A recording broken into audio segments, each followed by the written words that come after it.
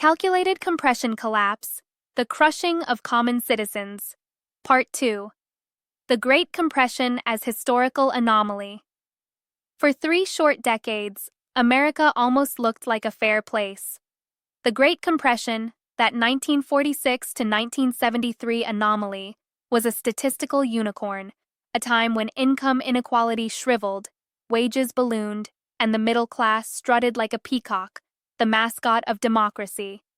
It represents perhaps the most anomalous era in American economic history. And what a golden age it was! For nearly 3 decades, income inequality declined dramatically, real wages rose consistently, and a broad middle class emerged with unprecedented prosperity, and Americans discovered the revolutionary concept that work might actually pay enough to live on. Workers enjoyed job security, comprehensive benefits, and the genuine possibility of upward mobility. It was, by any reasonable measure, an economic democracy.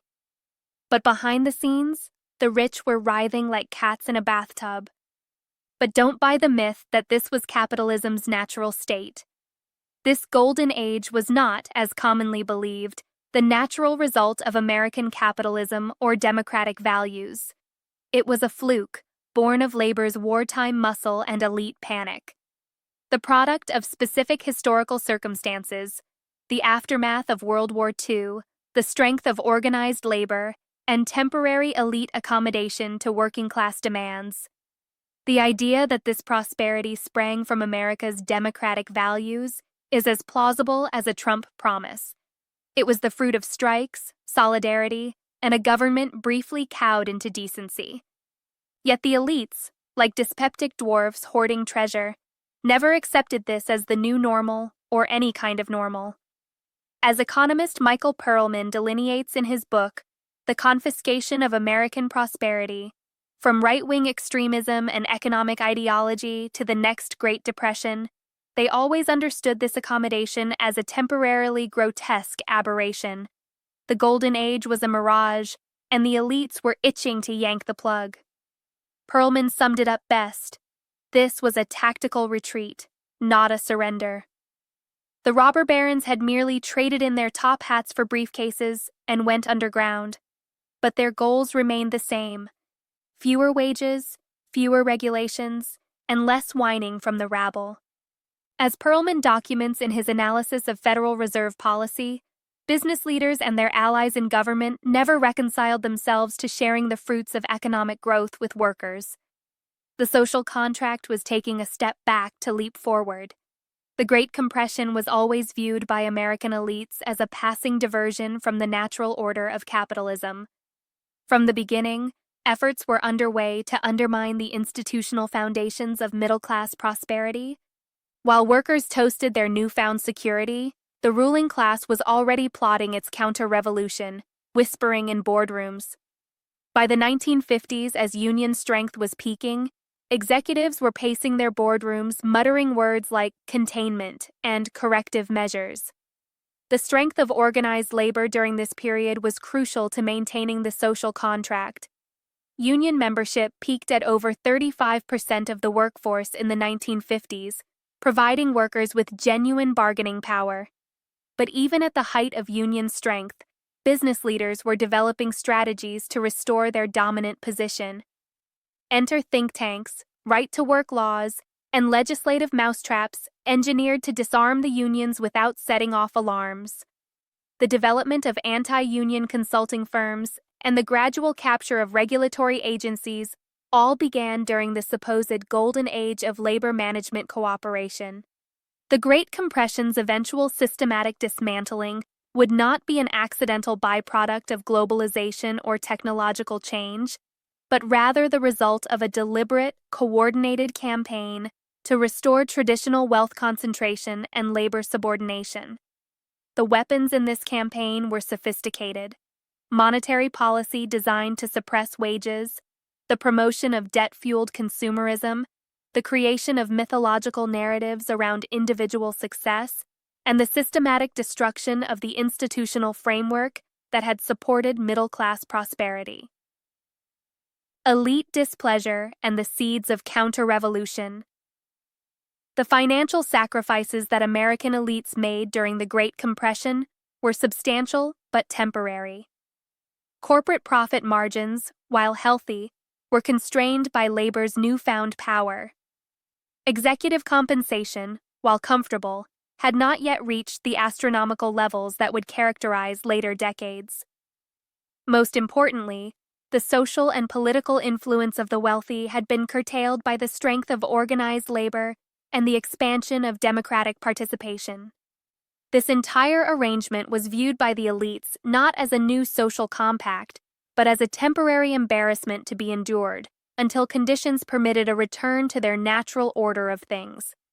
Like aristocrats hiding in the countryside during a peasant uprising, they were merely biding their time, planning their restoration.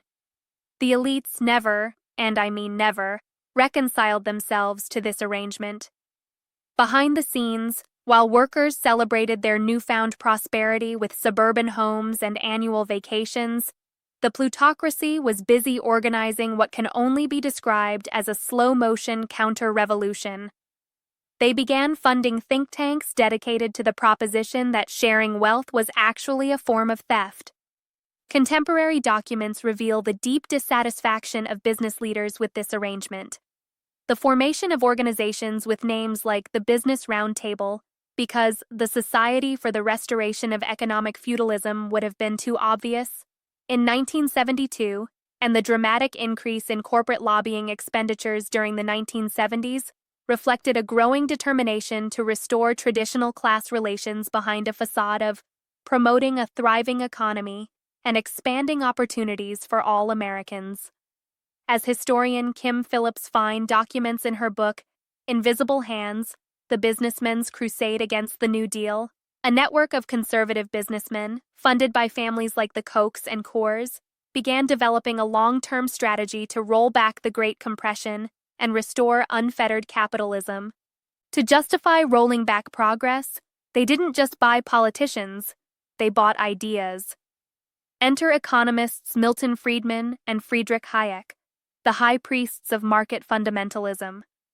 They provided the intellectual framework for this counter-revolution. These economic evangelists preached, nay, argued that government intervention in the economy was inherently destructive, and that unfettered markets would naturally produce optimal outcomes. A fancy way of saying that the government was a meddling nanny, and that the market, bless its invisible hand, would take care of all. This ideology provided moral justification for policies that would systematically dismantle the institutional foundations of middle-class prosperity. It was a slick sales pitch. Better still, it shifted the blame. Now poverty wasn't a systemic failure, it was a moral one. If you were broke, clearly you hadn't prayed hard enough at the altar of productivity and the market gods. The American dream, a myth, spun to snare the suckers. The first front in this war against the middle class was cultural, and it was here that the elites displayed their true genius. One of the most sophisticated aspects of the elite counter-revolution was the creation and promotion of mythological narratives that obscured the true sources of the post-war's good fortune. They understood that to successfully dismantle middle-class prosperity, they first had to erase the memory of how it had been built, through class consciousness, bitter labor struggles, government regulation, and collective action. To preserve elite dominance in the long term, the inconvenient truth had to be replaced with a more palatable fiction. A new mythology was needed. The cultural apparatus was instrumental in this process, in the creation and promotion of this powerful myth. Enter the American dream, that glittering bauble of hope hawked in sitcoms, car commercials, and political speeches, the most insidious of cultural products. A glittering fable spun by the elite's cultural puppeteers. Hollywood, Madison Avenue, and the boob tube conspired to paint a picture so powerful that it actually rewrote history while people were still living it. The American dream was marketed aggressively.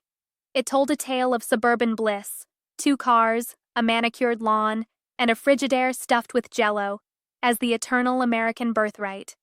This was no ode to reality. but a slick con to erase the memory of labor's hard-won victories. The strikes of '46? Poof, gone from the script, replaced by a narrative that prosperity was capitalism's gift, not labor's conquest. The post-war prosperity, they declared, was not the hard-won fruit of class struggle, but the natural result of American virtue, democratic institutions, and the magic of free markets. Television shows depicted suburban comfort as the normal state of American existence, achieved not through working-class unity or government investment, but through individual merit and the invisible hand of capitalism. The stay-at-home mother, the secure corporate job, the annual family vacation, all became symbols of what America had always been, rather than what it had briefly and accidentally become. This was a dream re-engineered to exclude unions and collective bargaining. Instead, it featured clean suburban lawns, white picket fences, and a pantry full of Wonder Bread. And the best part? You didn't need solidarity or strikes to achieve it. You just needed to get to work and shop harder. This revisionist history served multiple purposes with the precision of a laser-guided missile. First, it encouraged conformity and discouraged union rabble-rousing. It hid the role of organized labor, government regulation, and progressive taxation in creating middle-class prosperity. Second, it pacified the masses while it rewrote history. It suggested that prosperity had always been the norm in America. The hard-fought victories of 1946 were presented as the inevitable fruit of the free market, not as the outcome of radical pressure. The dream was not earned by labor, it was bestowed by capitalism. Third, it created expectations that prosperity is easily attained through individual effort alone rather than collective action and institutional change. The absurdity, humans, social creatures by nature, duped into believing they could climb the ladder alone. Success, the myth claims, was solely the inevitable result of individual merit, and it set up workers to blame themselves when that prosperity inevitably disappeared. As we shall see later, this focus on individualism had the added bonus of setting the stage for the debt-fueled consumption that would replace wage-based prosperity. The rise of consumer media, particularly movies and television, provided the perfect vehicle. Hollywood, advertising agencies, and mass media collaborated to promote the idea that middle-class prosperity in the 1950s and 1960s had always been the American norm, that it was the natural result of American values, democratic institutions, and capitalist markets. The myth cleverly erased the working-class struggle of the 1930s and 1940s.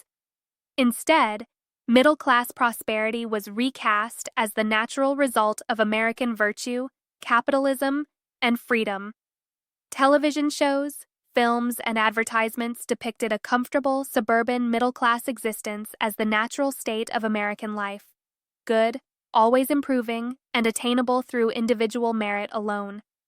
It created a powerful image of middle-class normalcy that was natural and permanent, the American dream. In summation, this American dream narrative deliberately concealed the truth that this prosperity was a recent, hard-won victory, a historical anomaly achieved through collective bargaining and political pressure. By presenting this lifestyle myth as the norm, it pacified the populace and severed the connection between their prosperity and the class solidarity that had secured it. Through the popular media, suburban home, the secure corporate job, and the annual family vacation became symbols of American success. But these media-inspired images neglected and blotted out the specific historical conditions, such as strong unions and government investment in education and infrastructure, that had made such prosperity possible.